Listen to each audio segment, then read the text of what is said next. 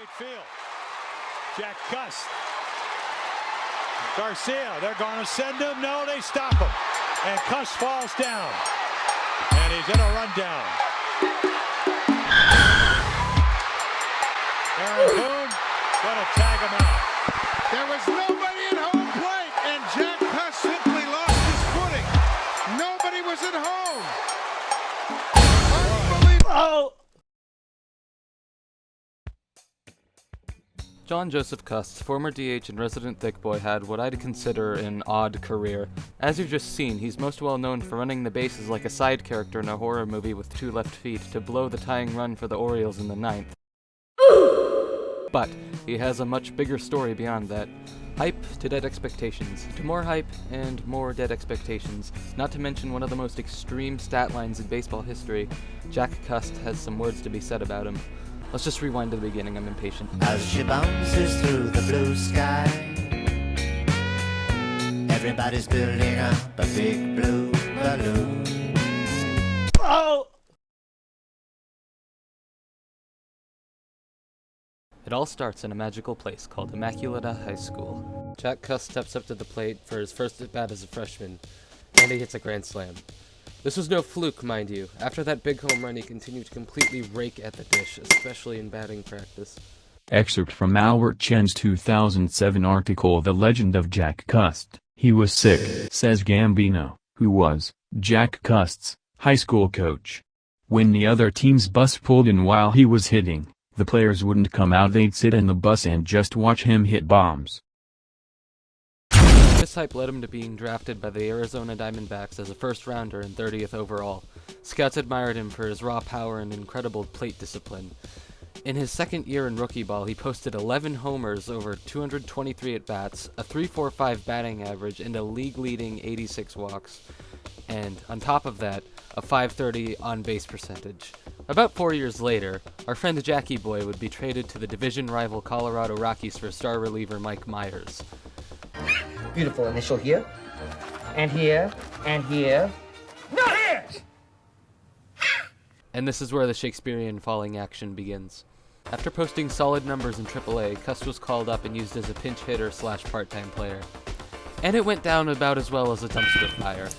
Cust had a Coors Field on his side, and yet he still posted a 169 batting average, a 295 on base, and one sad, measly home run over 65 at-bats.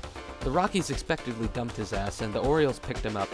You've already seen how well that went, and from then on it was just a huge shitty pinball game as he bounced from organization to organization, posting worse and worse numbers for each. It seemed as if he was just another dead top prospect with a terminal case of Steve Blass disease, except for hitters.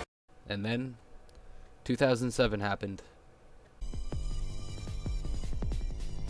Oakland Athletics DH Mike Piazza was put on the disabled list with no qualifiable replacements on the team. The A's seemed desperate, so in a panic move they acquired Jack Cust in a straight-up cash deal to the San Diego Padres to fill in for Piazza's DH spot. On May 6, 2007, Cust made his first major league appearance as a member of the Athletics. It's the 8th inning. He faces Rays reliever Gary Glover. Just like that, he hits a home run to deep center. 2 games later, on May 10th, he hits another home run, and yet another. May 11th, home run. May 12th, home run. At this point, Jack Cust has become unstoppable in his opening week for the Athletics. He's gone 3 consecutive games recording a home run. He has a .318 batting average with a .444 on base. A good-ass 7th game to finish his week would solidify him as the surprise star in the A's lineup. Well, it is now May 13th. The A's are facing the Cleveland Indians at McAfee Coliseum, down 5-7 in the bottom of the 9th, facing closer Joe Borowski. They come back and even the game up at 7-7. He was replaced with relief pitcher Fernando Cabrera after utterly blowing a 2-run lead. With 2 outs, in comes the man, the myth, the legend, Jack Cust. Runners on first and second, and on a 1-0 count, our boy pulls a complete no-doubter to left field. It was his first and last walk-off home run in the majors. And the cherry on top to one of the hottest and most unexpected weeks in recent memory. Of course, he didn't keep a .300 average of 4.5 at-bats per home run pace throughout the 2007 season, but he did keep a pace in a category that not even seasoned players in could match. I am of course talking about the 3 true outcomes. If you don't know about the 3 true outcomes, allow me to teach you a quick history lesson. This is a term used to represent home runs, walks, and strikeouts. 3 results that a growing number of players are specializing in as the landscape of baseball strategy continues to evolve. This playstyle was truly first introduced with outfielder and first baseman Rob Deere. During his prime in the 80s, he staggered the league with a strikeout rate miles above every other player, and could have broken Bobby Bonds' strikeout record of 189 if he played more than 134 games in the 1987 season. Even then, he just sat 3 strikeouts lower at 186. He held the title for highest 3 true outcomes rate for years, with a 49.1% of his plate appearances resulting in a strikeout, walk, or home run. This record was snapped when Adam Dunn came along, posting a 49.9% TTO rate over his 14-year-long career. And competitors for the title have increased dramatically in the past 3 years, with the average strikeout rates in the majors increasing from 16 to 20% in this short time span. And our main man, Jack Cust, was one of the revolutionaries, along with Adam Dunn, to start this trend back in the 2000s. Now, back to Jack Cust's 2007 season. See his total numbers here over 124 games, 507 plate appearances, 26 homers, and a second-best 105 walks. Finally, a league-leading 164 strikeouts, meaning he had finished the year with an astonishing 58.185% 3 true outcomes rate, the record for the highest single-season TTO percentage in MLB history, and he would hold this record for an entire decade.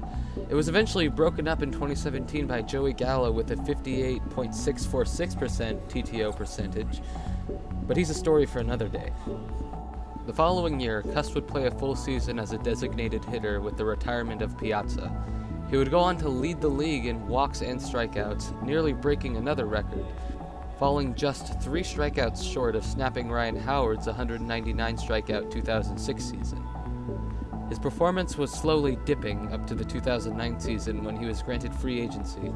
He was resigned by the A's to a 1-year deal where his on-base numbers spiked and his power numbers fell, although he was able to record his 100th career home run before entering free agency yet again. But it was when he signed with the Seattle Mariners in 2011 that he seemed to go back to his tanking form. Posting a .213 batting average with just 3 home runs, the Mariners released him after 67 games, and his second round of pinball had begun.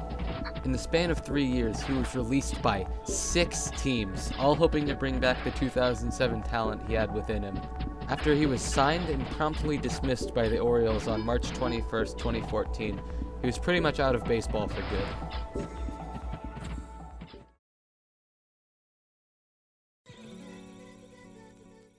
Looking back over his promising yet short career, I was able to notice something in his stat line that not many people have recognized.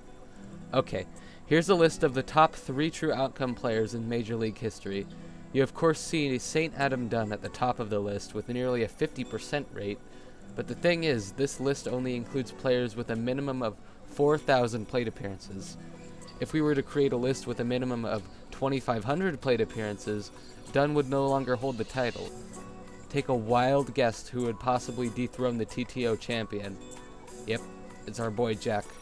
In 2,581 plate appearances, Cust had a TTO percentage of 53 precisely, 3.1% higher than Adam Dunn's rate, making Cust the true unrecognized influencer of the wait for your pitch and swing for the fences revolution.